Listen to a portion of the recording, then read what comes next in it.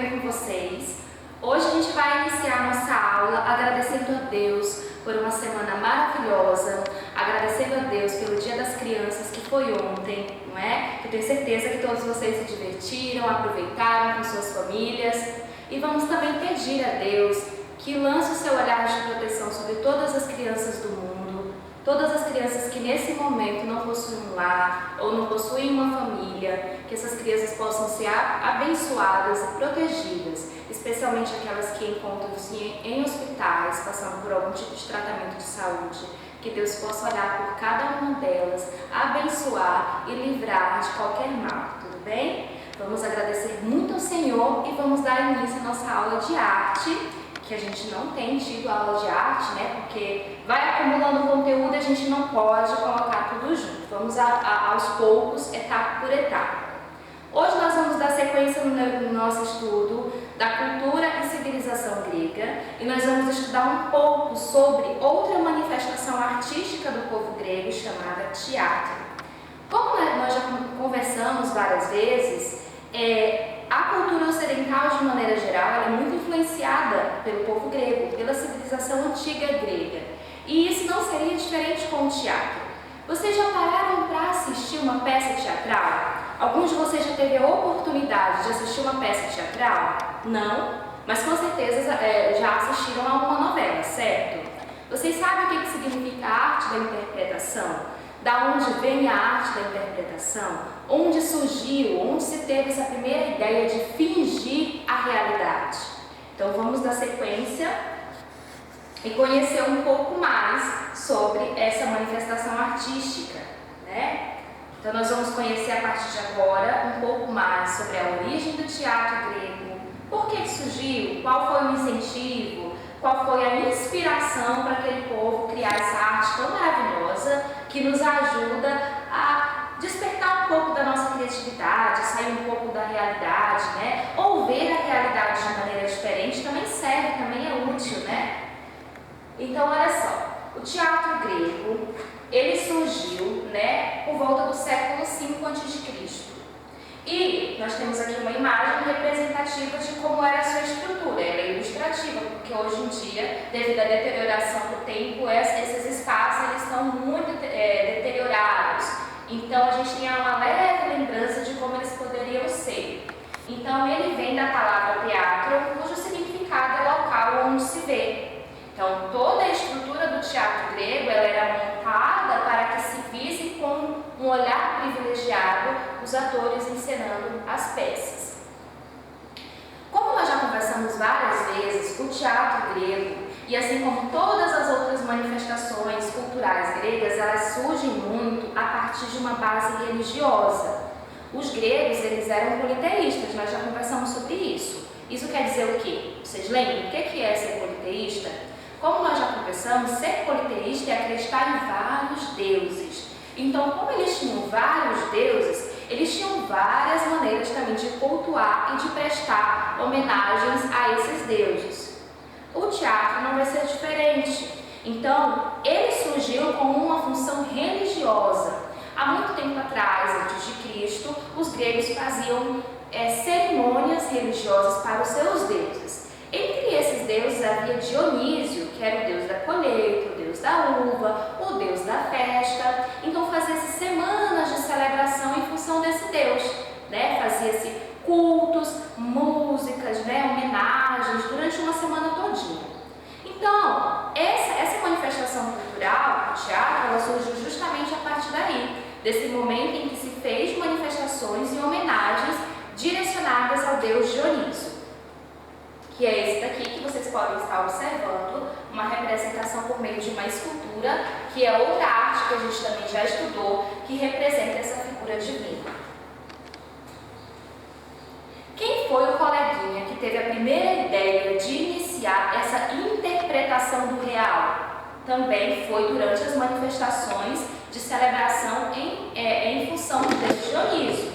E essa pessoa foi Testes de Ática. Era um coleguinha que estava lá com seus amigos, né? E em determinado momento ele teve a ideia de, em meio àquela multidão, colocar uma máscara que representava o deus Dionísio com uvas penduradas, né? Algo bem expressivo. E ele colocou essa máscara, levantou-se em meio à multidão e começou a interpretar, a falar como se fosse o deus Dionísio. E toda a galera ficou, como ele é corajoso, ou como ele se atreve. Mas sendo a repercussão positiva ou negativa, repercutiu, chamou a atenção. E a partir dessa atitude corajosa de Téspis de Ática, a gente vai ter o surgimento dessa profissão, dessa atividade que é atuar. Então a gente vai ter o Téspis de Ática, que é considerado o primeiro ator ocidental. Ele andava em um carro que depois ficou chamado de carro de Téspis, como se fosse uma pequena carruagem, né? Carro de Téspis, que é a primeira ideia que se tem de um teatro, né? Era, digamos, um teatro itinerante, ou seja, andava de locais em locais, pelo fato de ser uma roça, né? Então ele era itinerante, ele ia de lugar em lugar. Depois que ele descobriu que chamava a atenção representar algo, ele começou a fazer isso, e aí nós temos a primeira imagem, a base do teatro como nós conhecemos hoje. Gente, olha só, somente homens podiam interpretar. As mulheres, elas não eram consideradas cidadãs da Grécia Antiga, então elas não podiam desempenhar a atividade da atuação, ok? Depois que se desenvolveu essa habilidade da interpretação, da atuação, o que os atores utilizavam para poder se caracterizar? Aí a gente vai ter a figura das máscaras. As máscaras, elas foram usadas como instrumento essencial no figurino dos atores. Então, as máscaras, elas foram desenvolvidas que elas tinham que chamar bastante atenção. E olhando nessas imagens aqui, vocês observam que elas chamam a atenção. Elas tinham que representar as fisionomias, as expressões faciais e os sentimentos que os atores pretendiam repassar. Então, essas máscaras, elas eram usadas apenas por homens. E observem que elas vão servir para representar as figuras dos deuses, as figuras das pessoas comuns e também, gente, a figura das mulheres. Porque, como eu falei para vocês, as mulheres, pelo fato de elas não serem consideradas cidadãs, elas não podiam representar. Então, quando havia a necessidade de um personagem do sexo feminino, usava-se a máscara para poder representar aquele personagem. Além disso, como a estrutura do teatro era muito grandiosa, né? Eram feitas fileiras de baixo para cima, geralmente em costas de montanhas, a pessoa que estava lá no fim, na última fileira, ela deveria ver com precisão e conseguir compreender aquilo que o ator estava passando. A sua fisionomia, né? Se a sua vestimenta representava algo mais glamuroso, algo mais simples. Então, como eles faziam para que uma pessoa que estivesse tão distante tivesse essa noção de figurino, de expressão facial? Tudo era muito grandioso, as máscaras eram grandiosas, as roupas, os figurinos eram muito chamativos. Muitas vezes os atores usavam sapatos de salto alto para ficarem maiores e ser mais fácil de vê-los a longa distância. Então, para tudo isso, essa questão do figurino ser muito pesado, acabava que apenas os homens tinham realmente a capacidade, naquele tempo, porque só eles eram autorizados, de usar todo esse figurino. Então, é importante a gente entender que depois que Téspis teve essa ideia, né, essa ousadia de iniciar a interpretação, teve esse start, olha, eu posso interpretar algo que não sou eu posso fingir a realidade. Depois que ele teve essa grande ideia, tivemos toda uma trajetória de desenvolvimento da arte teatral, desde como eram feitos os palcos. Lembram-se que começou lá com a carrocinha do Téspis? Então, desde isso, tivemos toda uma evolução para que o teatro chegasse até nós, hoje em dia, como ele é. Então, vamos seguindo. Já vimos a importância das máscaras, né? Que elas tinham que ser bem grandes, representavam vários personagens e também de ambos os sexos. Então, aqui nós temos a representação de um antigo teatro. Hoje nós temos aqui as ruínas dele, né? Como nós já falamos várias vezes, a Grécia, na verdade, a Europa de maneira geral, teve um período de grandes batalhas, de intensa disputa territorial. Então a gente vai ter ruínas do que antes eram esses teatros tão bem produzidos, porque nós sabemos que os gregos eram muito preocupados com a perfeição, com a ideia da harmonia. Nós já falamos sobre isso. Então eram construções ao ar livre. Observem aqui, né, o ar livre, não havia coberturas, forma de meia-lua. Nós temos a arquibancada, a plateia, daí bem no centro, lá embaixo, é onde os atores ficavam. Uma grande arquibancada e a acústica era perfeita. A acústica dos teatros gregos era tão perfeita que se alguém soltasse uma moeda lá na primeira fileira, ouvia-se o eco ouvia-se o som dessa moeda caindo na última fileira. Olha que perfeição! Sem as tecnologias que nós conhecemos hoje, os gregos já conseguiam fazer, não é, um teatro com uma acústica perfeita, sem necessitar de microfones. Né? Então, quem estava na primeira fileira tinha exatamente a mesma impressão sonora, ouvia da mesma maneira de quem estava na última fileira. Isso é ser muito inteligente, isso é muito criativo e também é muito grego. Nós já sabemos que era um povo extremamente preocupado com a perfeição. Ok, agora que nós já vimos as características do teatro, quem foi o primeiro ator, por que surgiu, né, essa arte da produção teatral, vamos ver os gêneros. Os gêneros teatrais também surgiram na Grécia. Então, lá, quando eles começaram a desenvolver a arte do teatro, eles pensaram e fizeram duas formas, dois gêneros, duas maneiras de interpretação diferentes, duas maneiras de criar as histórias diferentes, cada uma com a sua finalidade. Então, nós vamos ter a tragédia, nós vamos ter a tragédia, que ela vai significar lá, a sua palavra original grega, ela vai significar bode, canção do bode. Olha que interessante, né? Mas é isso, sabe por quê, gente? O teatro ele foi feito como uma forma de homenagem ao deus Dioniso, não é? Não foi isso que nós conversamos no começo da aula? Então esse animal, o bode, ele era sacrificado para a oferenda ao Dionísio. Então por isso canção ao bode, né? Porque era uma forma de homenagem a um deus. Geralmente as tragédias, pelo próprio nome já se tem essa noção. Ai, professora, é uma tragédia, mas não exatamente de ser algo exagerado, né? Algo inesperado.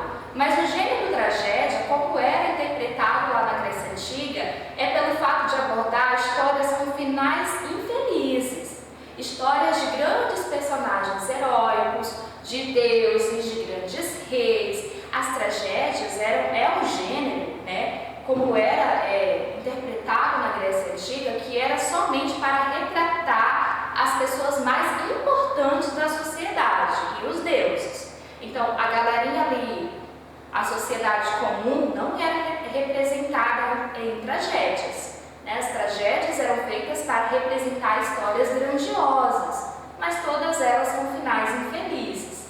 E os principais autores, né, de peças teatrais do estilo tragédia foram Ésquilo, que escreveu Édipo Rei, Sófocles, que escreveu Prometeu Acorrentado, e Eurípides com a sua Medeia. Inclusive, vocês podem pesquisar na internet para vocês conhecerem um pouco mais dessas histórias e identificar as características, por que nós podemos considerar cada uma delas como tragédias.